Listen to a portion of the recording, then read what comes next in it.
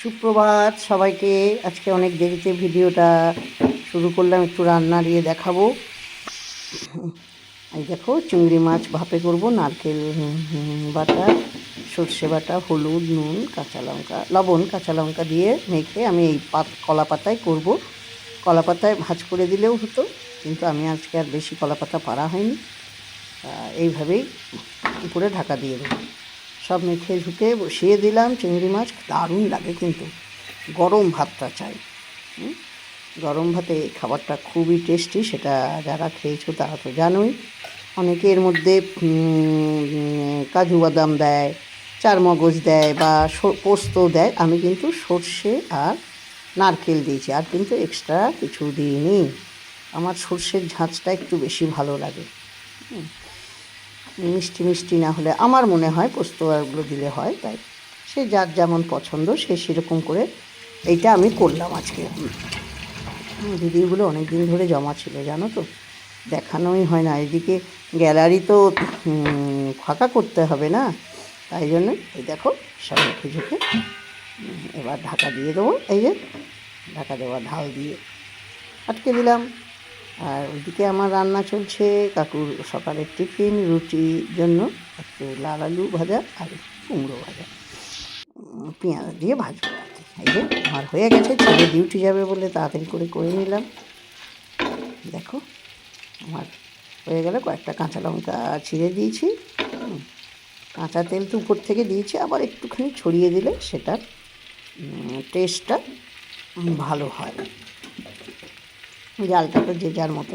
আর আমি সর্ষে বাটার সময়ও দিয়েছিলাম লঙ্কা। এই দেখো আর একটু তেল দিয়ে দিলাম। বাস কী সুন্দর সেন্ট বেরোচ্ছে গো, ঘ্রাণটা যা সুন্দর না, মানে এতেই যেন মনে হচ্ছে এখনই ভাত খেতে বসে যাই, আর কিচ্ছু লাগবে না। এই করলাম। আমি কিন্তু চিংড়ি মাছ না ভেজেই করি।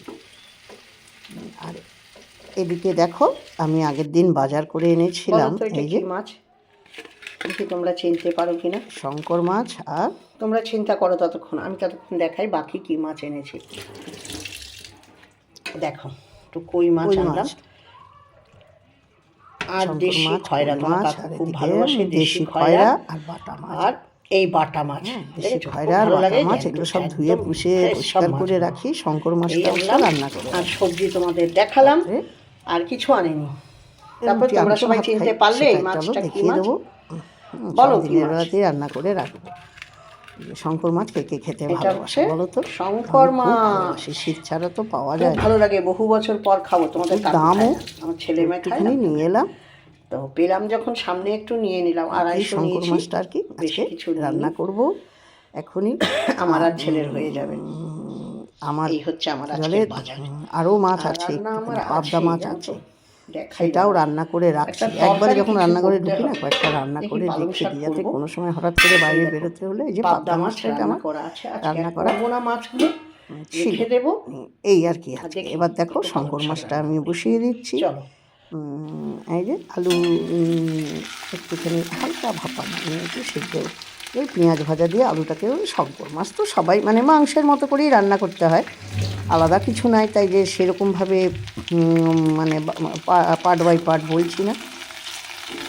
এটা করব। শঙ্কর মাছটা আর তোমাদের কাকু খায় না, আমার ছেলে মেয়ে আমি সবাই ভালোবাসি।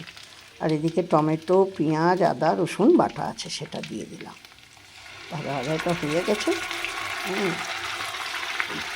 একটু ভাজা ভাজা হোক এটাই। এবার পরিমাণ মতো, আমরা মিষ্টি দিই না এখন, নয় সুগার, কোনো দিনই আমরা মাছ মাংসে মিষ্টি দিই না। ফলে একমাত্র দই মাছ হলে তবু একটুখানি দিতাম আগে, কিন্তু এখন সেটাও দিই না। পেঁয়াজের না, আগেও দই মাছে দিতাম না গো, কেন মনে পড়ছে তাই, যে কেননা পেঁয়াজেই তো মিষ্টি হয়। এই যে শঙ্কর মাছ দিয়ে কষিয়ে নিলাম, আর কষাচ্ছি যখন না বলছি এত মানে আমার আর মানে লোভ কত সব কষ্টে যে কন্ট্রোল করছি না, তোমরা বুঝতে পারবে না, মানে বলে বোঝাতে পারবো না। তো আমার মতো কে ভালোবাসো বলো তো? অনেকেই কিন্তু ভালোবাসে না শঙ্কর মাছ, আবার অনেকেই ভালোবাসে খেতে।